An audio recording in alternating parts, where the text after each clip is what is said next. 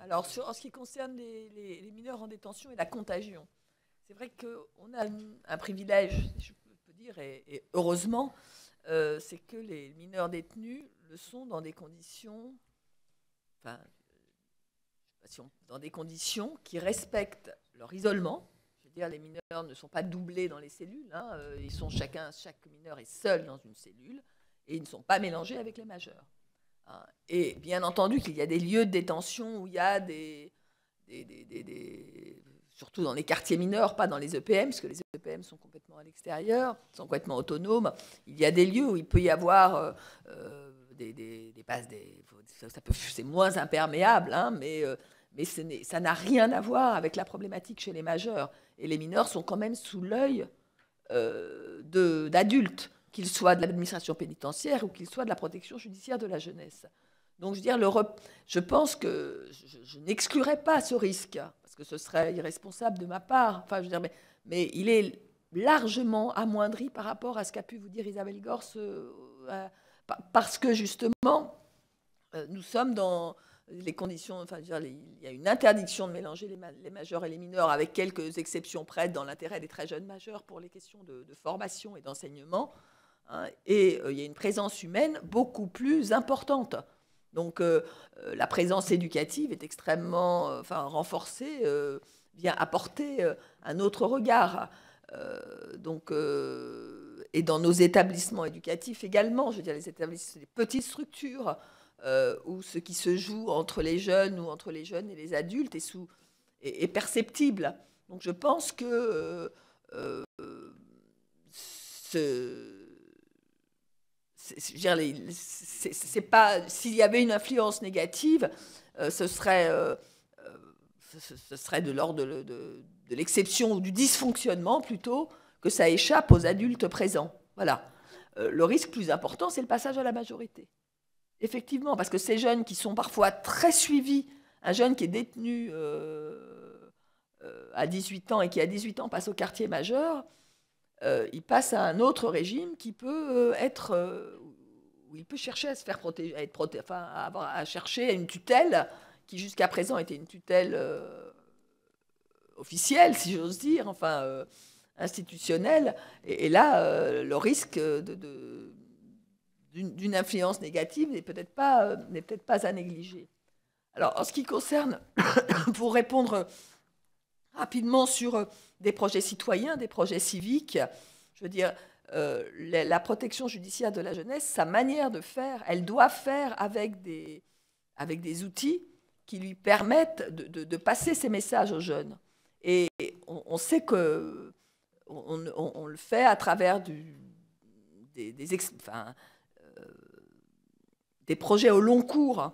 Je vois récemment, j'ai eu l'occasion de visiter, m'a été présenté un travail qui a été fait pendant toute une année dans le Pas-de-Calais par une équipe sur la guerre de 14. Donc pendant un an, des jeunes ont travaillé, sont allés dans les lieux, ont pris des photos, ont écrit. Je veux dire, c'est pas simplement on va pas leur ajouter 3 heures de cours citoyenneté. Je pense que pour ce public, ce serait pas très intéressant. Par contre, ce genre de choses, oui. À Lyon, il y a eu tout un très beau projet qui a été fait aussi sur le long cours dans la maison des enfants d'Isieux.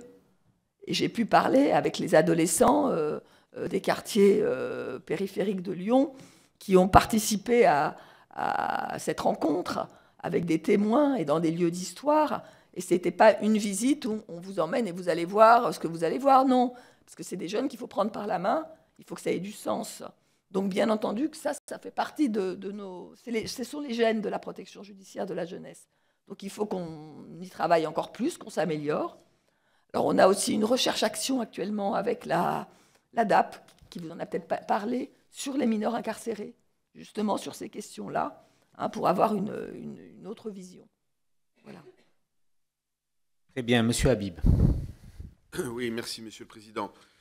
Madame la directrice, la tâche est immense, mais globalement, je crois qu'on doit agir sur éducation, évidemment, prévention, mais aussi sanction. Aucun enfant ne naît ni terroriste, ni djihadiste, ni raciste, ni antisémite. Et j'ai l'intime conviction qu'il y a une immense responsabilité de la part des parents. Ma question est, comment aujourd'hui peut-on, tout en respectant la loi, faire en sorte de responsabiliser, mais qui dit responsabiliser, c'est aussi pénaliser plus des parents dont les enfants manifestement ont dérapé. Alors est-ce qu'ils ont une part directe ou pas, c'est très complexe, je crois que vous avez été juge des enfants, vous avez une grande expérience là-dessus. Est-ce que par exemple, le fait de supprimer certaines prestations sociales à des familles d'enfants qui ont basculé est, à votre avis, une bonne mesure ou pas? Et puis, on pourrait parler indéfiniment de l'éducation, du vivre ensemble, mais en fait, on a ces trois triptyques. Et on a tous été traumatisés par ce gosse de 8 ans qui a été auditionné tout récemment pour apologie au terrorisme. Et on a du mal à penser que c'est arrivé tout seul comme ça. Donc je voulais parler de la question de la responsabilité des parents et aussi des sanctions éventuelles. Madame la directrice.